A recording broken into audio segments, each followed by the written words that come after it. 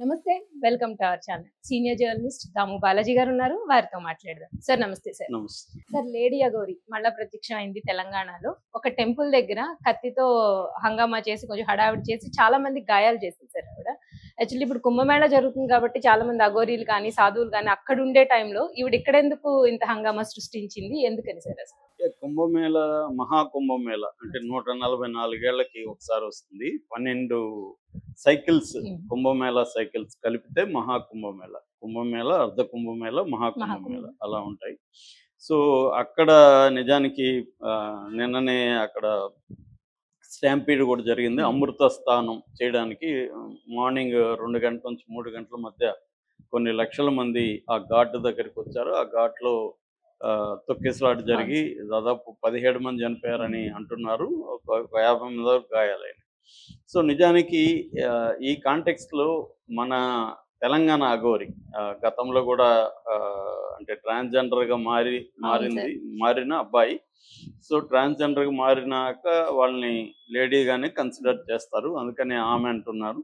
So ఈ మహిళా అఘోరి కుంభమేళాలో ఉండాలి కదా, తెలంగాణలో ఏం చేస్తుంది? చాలా గత కొంతకాలంగా లేదు. యాక్చువల్గా గత నవంబర్లో, లాస్ట్ ఇయర్ నవంబర్లో కాళహస్తిలో గుళ్ళోకి నగ్నంగా వెళ్ళడానికి ట్రై చేసినప్పుడు వాళ్ళు అబ్జెక్ట్ చేస్తే పెట్రోల్ పోసుకొని తగలబెట్టుకోవడానికి ట్రై చేస్తుంది. అక్కడ నుంచి ఇంకా శ్రీశైలం నుంచి వస్తున్నప్పుడు రోడ్డు మీద బైఠాయించి ఇది చేయడం, తర్వాత ఇక్కడ వరంగల్ ఒక శ్మశాన వాటికలకు పోయి పూజలు చేయడం, భయపెట్టడం, ఇవన్నీ చేసింది. సో 2 రాష్ట్రాల్లో గాను పెద్ద తలనొప్పిగా మారిపోయింది. మొత్తానికి వీళ్ళు పోలీసులు సీరియస్గా వార్నింగ్ ఇచ్చి ఆమెను తీసుకెళ్లి మహారాష్ట్ర బార్డర్ ఎక్కడ వదిలిపెట్టొచ్చారు.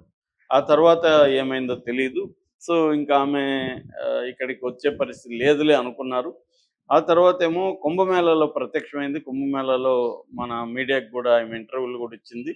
సో దాని తర్వాత ఇప్పుడు కుంభమేళా ఒక పక్క జరుగుతుంది. యాక్చువల్గా ఫిబ్రవరి 26 వరకు, జనవరి 13 నుంచి 26 వరకు 45 రోజులు కుంభమేళా ఉంటుంది. మామూలుగా అయితే ఇలాంటి అఘోరీలు, స్వాములు, సన్యాసులు, సాధువులు, నాగసాధువులు ఇలాగా దేశవ్యాప్తంగా కొన్ని లక్షల మంది సాధు సన్యాసులు అక్కడ ఉంటారు ప్రధానంగా.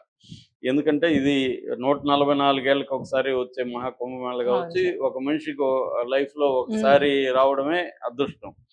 సో అంటే నమ్మే వాళ్ళకి, నమ్మకపోతే అది వేరే విషయం.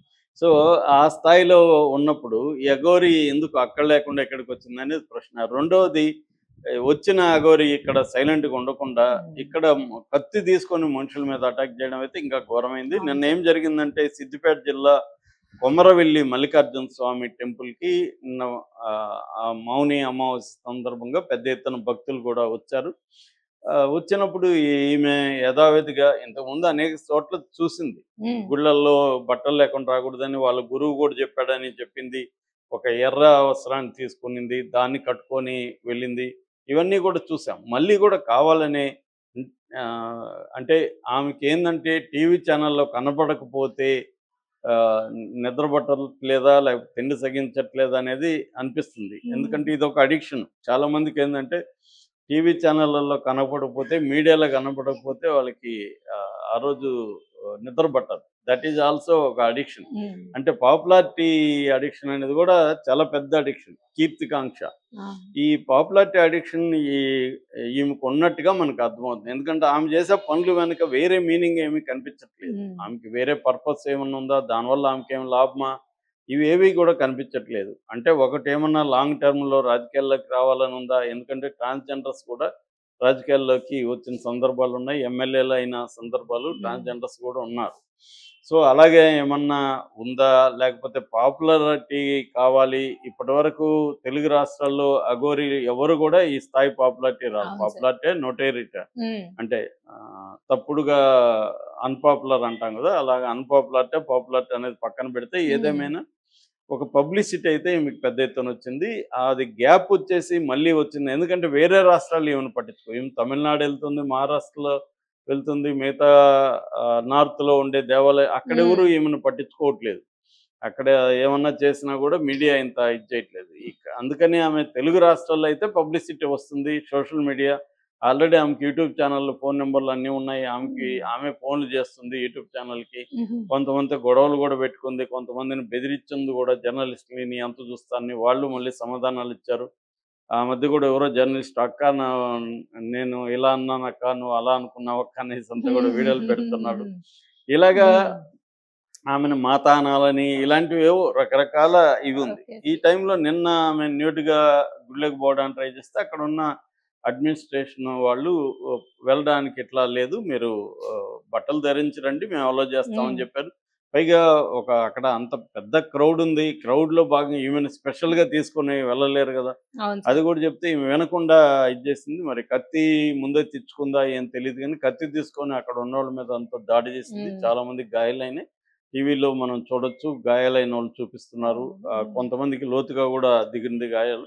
ఎందుకంటే ఆమె చాలా బలంగా ఉంటుంది మనిషి గూడా. చాలా స్ట్రాంగ్‌గా, ఫిట్‌గా ఉంటుంది. రెండోది ఆమె పోలీసుల మీద గూడా గతంలో దాడి చేసిన సందర్భాలు మనం చూసాం. వ్యాన్‌లో ఎక్కించడానికి ట్రై చేస్తుంటే వాళ్ళని గూడా లాగి చెంపదెబ్బ కొట్టింది. ఆమె చాలా స్ట్రాంగ్‌గా ఉంది కాబట్టి దెబ్బ గూడా గట్టిగానే తగులుతుంది.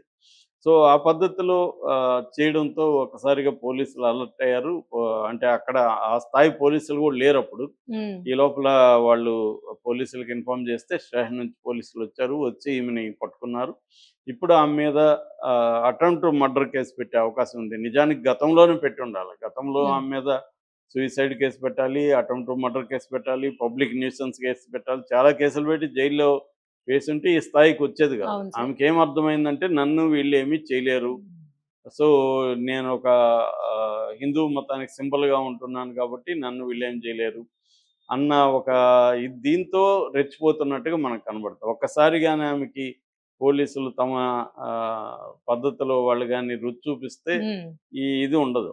కానీ వాళ్ళేం చేస్తున్నారు పోలీసులు కొంత భయపడుతున్నట్టు కనబడుతుంది. పోలీసులంటే ప్రభుత్వం. ఎందుకు అనవసరంగా ఇప్పుడు ఏందంటే బీజేపీ ఇలాంటి దానికి వెయిట్ చేస్తూ ఉంటారు. అవును సార్. ఏదైనా జరిగితే ఇది హిందూ అది ఇదని తీసుకొనొచ్చేసి అనవసరంగా గొడవ ఎందుకు, ఏదో మంచిగా డీల్ చేసి పంపించేద్దామని పోలీసులు అనుకుంటారు. కానీ ఈమె దాన్ని అలుసుగా తీసుకొని సాధారణ భక్తుల మీద నిజంగా ఈమె భక్తురాలైతే ఇతర భక్తుల్ని ఎలా కత్తితో అటాక్ అవును సార్. చేస్తదండి? Simple logic.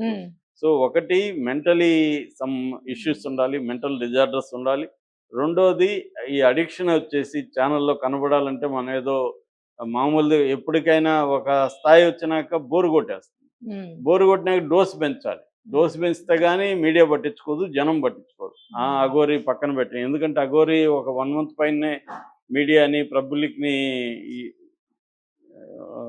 వాడుకున్నారు. అవును సార్. సో, దాని తర్వాత అది పోయింది. అందుకని గూడా మళ్ళీ కొద్ది గ్యాప్ ఇచ్చి ప్లాన్డ్‌గా ఇప్పుడొచ్చి లేకపోతే కత్తెందుకు తెచ్చుకుంటది? ఆల్రెడీ తెలుసు బట్టలేసుకొని ఎళ్ళాలని. ఇవన్నీ చేసిందంటే తనకొక ఆల్రెడీ ఒక ప్లాన్ ఉంది. సో, ఇలా చేస్తే గాని మనకు అటెన్షన్ రాదు అన్న దీంతో చేసింది. కానీ